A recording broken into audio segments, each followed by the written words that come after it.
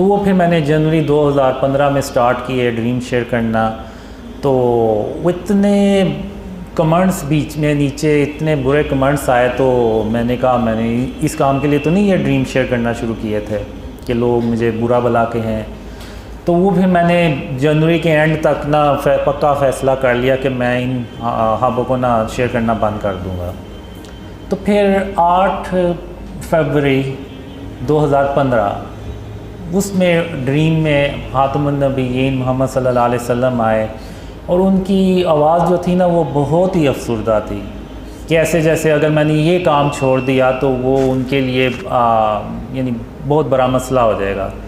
تو انہوں نے پھر مجھے کہا کہ قاسم, اللہ کی رحمت سے مایوس نہیں ہوا کرتے, اور تم اس کام کو مت چھوڑو اور اس کو کرتے رہو, اور اللہ تمہاری مدد کر رہا ہے اور تم اپنی منزل کے بہت قریب ہو.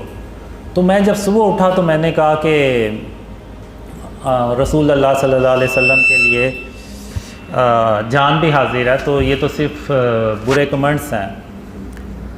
تو پھر میں نے کنٹینیو کیا اس کو کام کو, لیکن پھر بھی دل میں تھا میرے کہ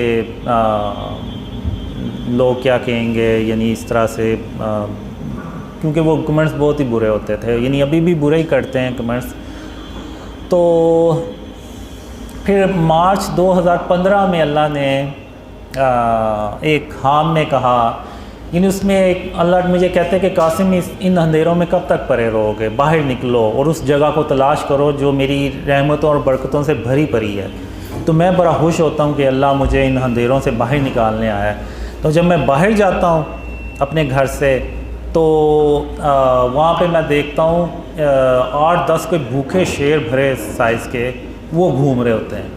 تو میں ڈر کے اندر بھاگتا ہوں, میں کہتا ہوں کہ یہ تو مجھے ویسے ہی کچا کھا جائیں گے. تو میں نے پھر اندر آ کے اللہ سے بھی کہا. تو اسی دوران وہ پھر 3 کتے ہوتے ہیں وہ جو کھڑکی سے اٹیک کرنے لگتے ہیں, لیکن وہ فینس لگی ہوتی ہے تو وہ وہیں سے ٹکرا کے تو پیچھے ہو جاتے ہیں.